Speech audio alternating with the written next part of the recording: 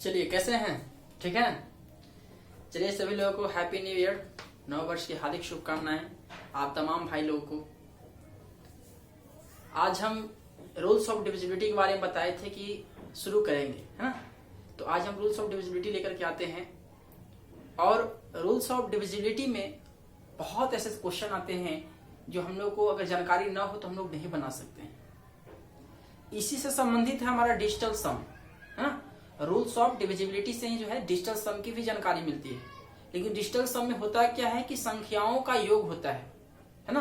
प्रत्येक डिजिट को सम किया जाता है और जोड़ने पे देखा जाता है कि वो विभाज्य होता है या नहीं होता है। तो चलिए शुरू करते हैं आज हम रूल्स ऑफ डिविजिबिलिटी के बारे में, है ना। आइए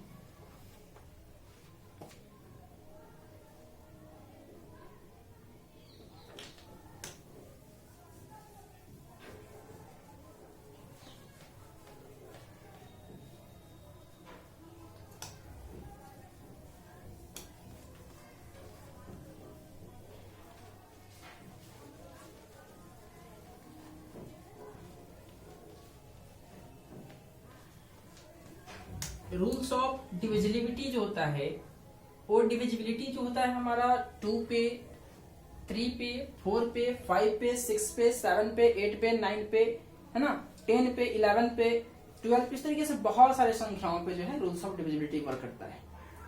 कभी 1001 पे भी रूल्स ऑफ डिविजिबिलिटी वर्क करता है ना। इस तरीके की और ऐसे संख्या है जिसपे रूल्स ऑफ डिविजिबिलिटी के बारे में जानकारी हमको होना चाहिए। ये सब फंडामेंटल है। इसकी अगर जानकारी रखता है तो हम लोग क्वेश्चन को बहुत ही आसानी तरीके से सॉल्व कर सकते हैं। हमारे कंपटीशन वाले भी लोग जो हैं उनके लिए भी बहुत अच्छा ये उपाय है। दूसरी, जब हमारे क्लास 10th है, 11th है, 12th है, 7th है, वो सारे लोगों के लिए भी जो है बहुत अच्छा जानकारी है। सो देन आप सब जो है इस चीज को देखिए, वीडियो को लाइक कीजिए, सब्सक्राइब कीजिए और चैनल को शेयर कीजिए, है ना। आप लोग की सहायता से ही हम भी आगे बढ़ सकते हैं। अगर आप लोग की वीडियो अच्छा लगे तो जरूर कमेंट करें ना। आइए आज हम रूल्स ऑफ डिविजिबिलिटी के बारे में जानते हैं।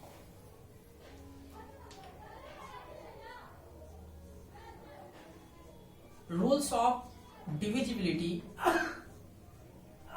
डिविजिबिलिटी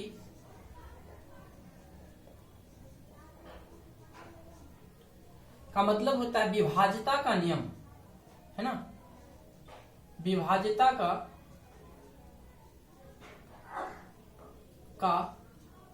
नियम, विभाज्यता का नियम है जो रूल्स ऑफ डिविजिबिलिटी कहा जाता है। इसमें पहला जो हम लोग को पढ़ना है, ये पढ़ना है हमको 2 पे, 4 पे, 6 पे, 8 पे, 10 पे, 12 पे, है ना। इस तरीके से कह सकते हैं कि 2, 4, 6 नहीं लेते हैं, ठीक है। 2, 4, 8 लेते हैं, 8 लेते हैं, 16 लेते हैं, 32 लेते हैं, 64 लेते हैं, है ना। फिर 128 लेते हैं। Dot dot dot dot dot का नियम सबसे पहला नियम हम लोग जानेंगे, ठीक है। सबसे पहला नियम हम जानेंगे 2, 4, 6, 8, 2, 4, 8, 16, 32, 64 और 128 का 100 नियम। इसमें पहला हम लोग जानेंगे 2 का नियम क्या होता है। पहला जो हम लोग जानेंगे किसका जानेंगे, 2 का नियम क्या होता है। तो 2 का नियम कहता है, 2 का नियम जो हमारा कहता है कि वैसी संख्या 2 से पूर्णतः विभाजित हो सकता है ना। वैसी संख्या 2 से पूर्णतः विभाजित हो सकता है जिसके इकाई अंक पे, है ना, सम संख्या आता हो, वह सारी संख्या जो है हमारा 2 से विभाज्य हो सकता है। उसी को हम लोग लिखेंगे क्या, लिखेंगे वैसी संख्या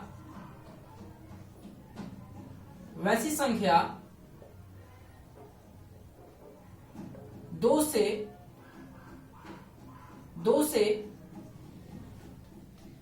पूर्णतः विभाजित होगी, 2 से पूर्णतः विभाजित होगी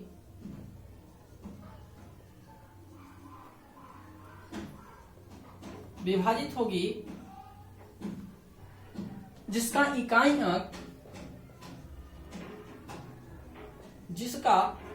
इकाई अंक इकाई अंक 2 से पूर्णतः विभाज्य हो, 2 से पूर्णतः विभाज्य हो।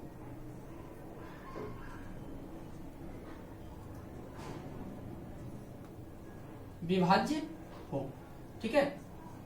कहता है कि वैसी संख्या 2 से पूर्णतः विभाजित होगी जिसका इकाई अंक 2 से पूर्णतः विभाज्य हो। जैसे अगर एग्जांपल में दिया जाए तो बेसिक तरीका हम कहे तो इसमें बहुत सारा बेसिक नियम है, उसको भी जान लेते हैं, बेसिक को भी। देखिए बेसिक कहता है कि जब हमारा 2 ले लेते हैं, ठीक है, इसी से स्पष्ट सारा संख्या हो जाएगा। 4 हो गया, 8 हो गया, 16 हो गया, 32 हो गया, 64 हो गया, इस तरीके से 128 हो गया, ठीक है। सारा का नियम देख लेते हैं।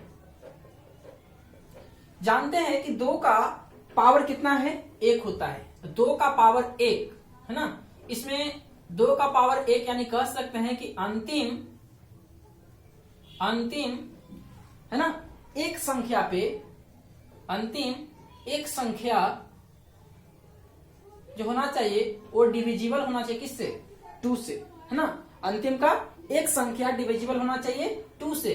क्यों, इसका पावर कितना है, 1 है, इस वजह से अंतिम की एक संख्या 2 से पूर्णतः विभाजित होना चाहिए। 4 का मतलब होता है कि 2 का स्क्वायर जो होता है हमारा 4 होता है, तो अंतिम की कितने संख्या पे इस पे लगेगा, अंतिम की 2 संख्या पे जो है ऐसा लगता है। अंतिम की 2 संख्या, याद रखना है कि 4 का नियम क्या है, तो अंतिम की 2 संख्या अगर हमारा 4 से विभाज्य हो तो कह सकते हैं कि वह संख्या पूर्णतः 4 से विभाज्य हो, ठीक है। तो लिखेंगे अंतिम 2 संख्या डिविजिबल बाई 2, है ना। अंतिम 2 संख्या डिविजिबल बाई, सॉरी 2 नहीं 4 का है ना, 4। फिर जो है 8 2 का पावर 3 होता है, तो 2 का पावर 3 यानी अंतिम का 3 संख्या। 8 का नियम क्या है कि अगर हमारा किसी संख्या का अंतिम की 3 संख्या यूनिट है ना, वंस यूनिट डिजिट और मतलब क्या हो गया, इकाई दहाई और सैकड़ा कह सकते हैं देखो। तो अंतिम की 3 संख्या अगर डिविजिबल होता है हमारा 8 से तो कहते हैं कि वह संख्या पूर्णतः विभाजित होता है। और 16 जो होता है 2 का पावर 4 होता है, और यह कहता है कि अंतिम का 4 संख्या अगर हमारा डिविजिबल होता है हमारा 16 से तो वह संख्या पूर्णतः विभाजित होता है 16 से। अगर हमारा 32 है तो 2 का पावर 5 होता है, और 2 का पावर 5 यानी 32, यानी अंतिम के 5 संख्या जो है ना, 5 संख्या कह सकते हैं कि वह डिविजिबल होता है हमारा किससे, 32 से। और उसी प्रकार 64 है तो 2 का पावर 6 होता है, और अंतिम का 6 संख्या जो होना चाहिए, अंतिम का 6 संख्या किससे विभाजित होना चाहिए, हमारा 64 से विभाजित होना चाहिए। यानी कह सकते हैं कि वह संख्या जो पूर्णतः 64 का विभाज्य होगा, ठीक है। अब कहता है कि अंतिम का 128 यानी 128 2 का पावर हमारा कितना का है, 128 2 का पावर 7 होता है, तो 2 का पावर 7 जो होता है अंतिम के 7 संख्या पे लगता है। अगर हमारा 128 से देगा डिविजिबल करने के लिए 128 का डिविजिबल है कि नहीं, तो अंतिम की 7 संख्या को चेक करेंगे कि क्या, कि अंतिम की 7 संख्या अगर वह 128 से कट जाता है तो कहेंगे कि वह संख्या पूर्णतः डिविजिबल होता है 128 का, ठीक है। ये हमारा 2 का नियम हो गया। अब इस पे एग्जाम्पल अगर दे तो कह सकते हैं, देखिए एग्जाम्पल कैसे होता है। एग्जाम्पल ग्रुप में लिखे तो लिखेंगे 3 4 6 7 8 8 7 3 6 7 3 6 डिविजिबल बाय 8 से विभाज्य है, 8 से विभाज्य है, इसको बनाना है ना। कहता है कि 3 4 6 7 8 7 3 6 8 से पूर्णतः विभाज्य है। अगर है तो इसका रिमाइंडर निकाल के दिखा दीजिए। रिमाइंडर अगर 0 आता है तब ना हम कह सकते हैं कि वो पूर्णतः विभाजित है। तो देखते हैं 8 का नियम कहता है कि अंतिम का 3 संख्या अगर 8 से कट जाता है तो वह संख्या पूर्णतः विभाजित होता है 8 का। तो अंतिम का 3 संख्या 736 है, 736 को हम लोग क्या करेंगे, 8 से डिवाइड देंगे, 8 से डिवाइड देंगे। देखते हैं कि 8 से डिवाइड देने पर अगर 736 कट जाता है तो वह संख्या कहते हैं कि वह पूर्णतः विभाजित होता है। तो क्या करेंगे, 8 से डिवाइड देंगे 736 में, तो देखते हैं कि हमारा 8 6 48, 8 कितना हो जाएगा, 8 9 72, ठीक है। 1, 8 2 जा 16 कट गया हमारा, यानी 92 बार में हम 8 से तीनों संख्या क्या है पूर्णतः विभाजित है। इसका मतलब है कि यहाँ जो रिमाइंडर आया वो रिमाइंडर कितना आया, 0 आया। यानी कह सकते हैं कि यह संख्या 8 से पूर्णतः विभाजित है क्योंकि रिमाइंडर इसका 0 आया। ठीक है, आगे चलते हैं। जैसे कि अब कहता है, अब कहा कि 2 का नियम जब हमारा हो गया तो 8 का नियम लेते हैं। 8 का नियम दो होता है, इसलिए ना 8 का 2 नियम होता है कि कहीं कहीं पे ए संख्या में कभी कभी विषम आ गया ना, तो विषम के लिए जो होता है उसमें कभी कभी कोई संख्या नहीं कटता है। ये तो कट भी गया, कोई संख्या ऐसा भी आ जाता है जिससे नहीं कटता है। तो विषम का नंबर क्या होता है, इसमें नियम क्या होता है कि अगर हमारा यूनिट डिजिट है ना, यानी इकाई दहाई और सैकड़ा के स्थान पर अगर हमारा ऑड नंबर आता है तो संख्या में 4 जोड़ करके क्या करते हैं, फिर से 8 से डिवाइड देते हैं। और अगर वह संख्या 8 का कट 8 से पूरे पूर्णतः विभाजित हो जाता है तो कहते हैं कि वह 8 का पूर्णतः विभाजित है। ठीक है, तो इसमें 2 नियम होता है 8 का। तो देखते हैं 8 का पहला नियम क्या बताता है। कहता है कि 8 का नियम कहता है कि अंतिम 3 अंक में है ना, अंतिम 3 अंक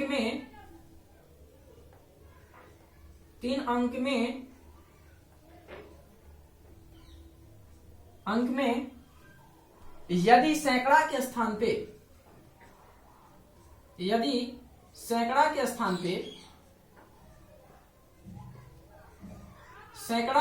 पे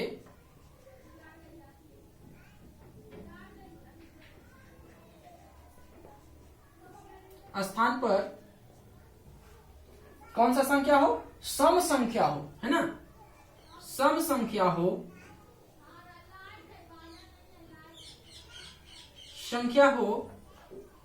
ठीक है, तो अंतिम 2 अंक में भाग दिया जाता है। तो अंतिम 2 अंक में अंतिम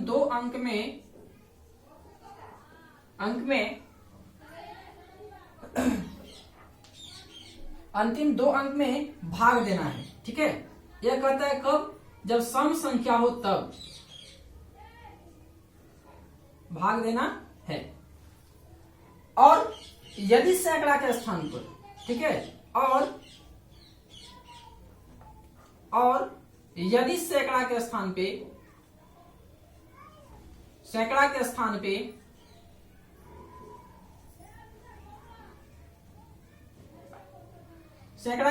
पे विषम संख्या हो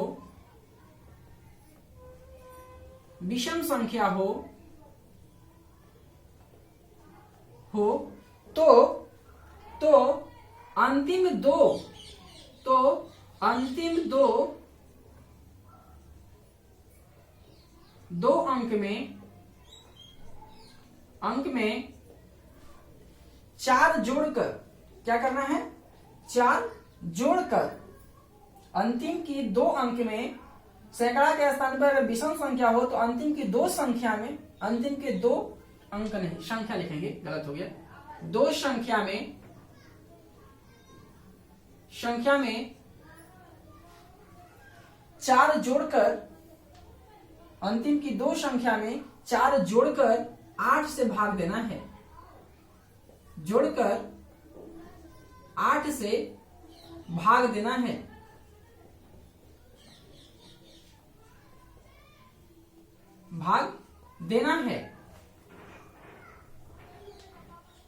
और यदि यह संख्या, यदि ऐसा करने से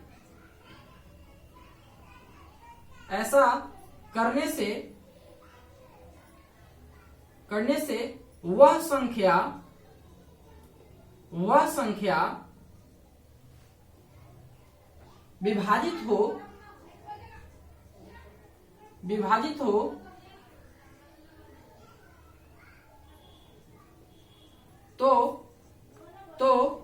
विभाजित हो तो पूरी संख्या 8 से विभाजित होगी। तो पूरी संख्या 8 से विभाजित होगी।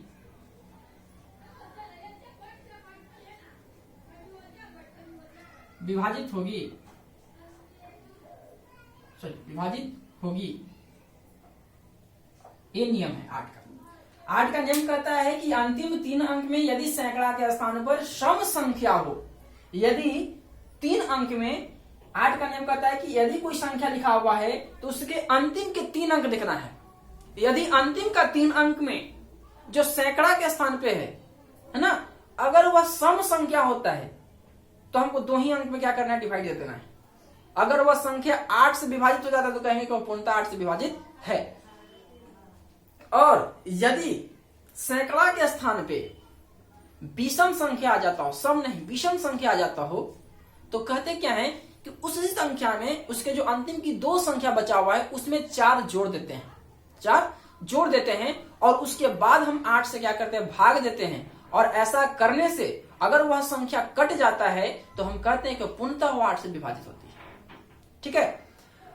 अगर आपको इसमें डाउट है कि सर ऐसा कैसे हो सकता है, तो हम एग्जाम्पल के रूप में समझा सकते हैं।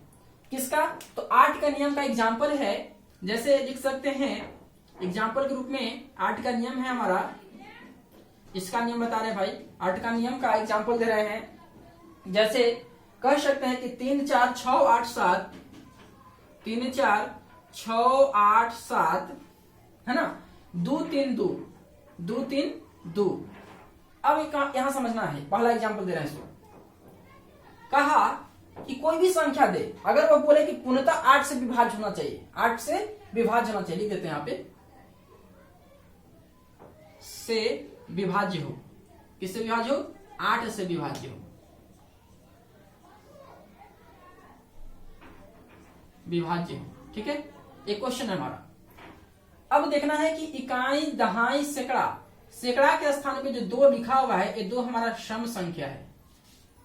सम संख्या के लिए हम बताए थे कि यदि अंतिम 3 अंक में यदि सैकड़ा के स्थान पे सम संख्या हो तो अंतिम की 2 अंक में भाग देना है। तो अंतिम की 2 अंक 32 है ना, तो 32 में क्या करना है, 8 से डिवाइड कर देना है। 8 चौक 32, हमारा यह संख्या रिमाइंडर यानी 0 हो जा रहा है, यानी यह संख्या हमारा क्या हो रहा है, रिमाइंडर 0 हो जा रहा है, यानी पूर्णतः यह विभाजित 8 से हो जा रहा है। अब देखते हैं कुछ विषम संख्या के बारे में, है ना। तो विषम संख्या के बारे में अगर हम चेक करते हैं तो तीनों संख्या जो हमारा 8 से कट जाता है। काट के देख लीजिए 8 से, 8 एकम 8, 8 दूना 16, 16 कटा यहां से ना, तो 16 आया, 23 में से 16 घटा कितना हो गया हमारा, 4 2 6 1 7 हो गया, 7 यानी 72, और 72 हमारा कटता है 8 नामा 72, यानी हमारा 2 3 2 यानी 232 अंतिम की तीनों संख्या जो 8 से पूर्णतः विभाजित होगी। इसी प्रकार हम दूसरा एग्जाम्पल अगर लें इसी का, कि जैसे कि 3 4 9 8 7, 3 4 9 8 7, 6 3 4, 6 3 4, 2 2 1 4, ठीक है, 2 1 4। अब बताना यह है कि यह संख्या 8 से विभाज्य है कि नहीं है, 8 से विभाज्य है कि नहीं है, ये चेक करना हमको। हम बताए कि अंतिम की चेक करना है इसकी 2 संख्या पे पहले, और फिर नहीं तो 3 संख्या पे। अगर विषम बार बार सम मिल जा रहा है, ऐसा करते हैं इसको विषम कर लेते हैं, ऐसा कर लेते हैं, इसको विषम कर लेते हैं, 3 1 2 कर लेते हैं। अब देखिए कि यूनिट 10 और 100 यानी सैकड़ा के स्थान पे, सैकड़ा के स्थान पे 3 आ गया, यानी विषम संख्या के बारे में बात कर रहा है, और 3 एक विषम संख्या है। तो 3 जब विषम संख्या होता है, 3 जब विषम संख्या होता है तो हम बताए कि अंतिम का जो 2 अंक बचेगा उसमें हम लोग क्या करते हैं, 4 जोड़ देते हैं। तो 12 में 4 जोड़ेंगे तो बनेगा 16, 12 में 4 जोड़ेंगे तो बनेगा 16, और 32 यानी 16 जब करेंगे तो कितना बन जाएगा, नया संख्या ही तैयार हो जाएगा। तो अंतिम की 2 संख्या 8 से विभाज्य है कि नहीं है, यानी जब जोड़ेंगे तो 316, और 316 देखते हैं 8 से कटता है कि नहीं कटता है।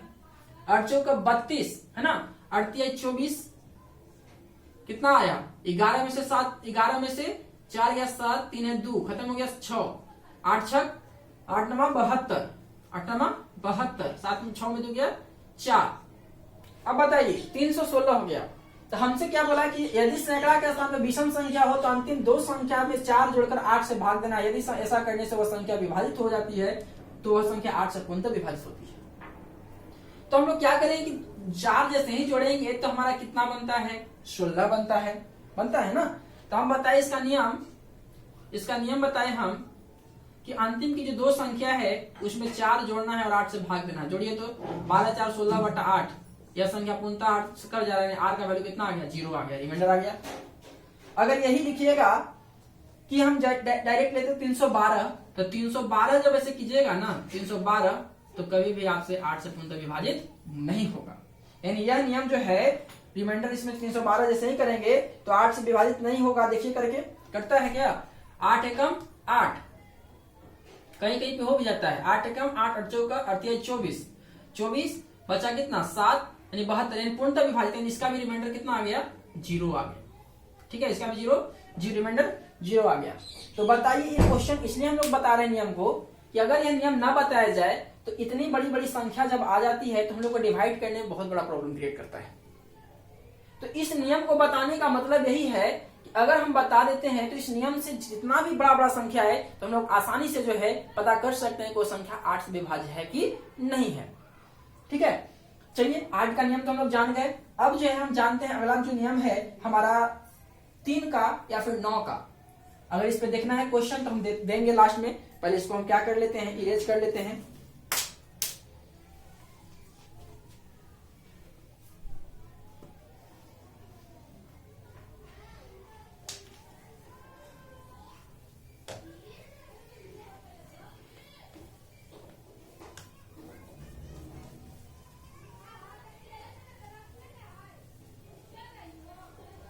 जैसे अब कहता है क्या कि 3 का और 9 का नियम एक ही होता है, 3 का और 9 का नियम एक ही होता है।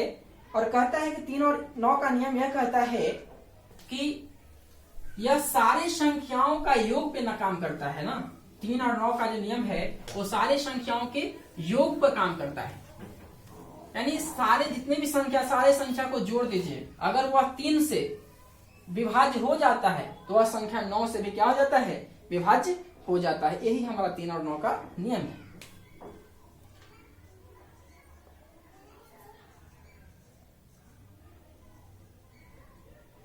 देखिए अगला जो नियम है दूसरा नंबर 3 अथवा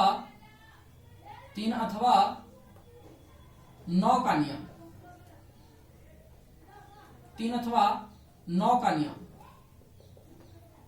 कहता है कि 3 अथवा 9 का नियम यह कहता है कि वैसी संख्या 3 अथवा 9 से विभाज्य है जिसके अंकों का योगफल अगर वह 3 से विभाज्य होगी तो वह 9 से भी क्या होता है, विभाज्य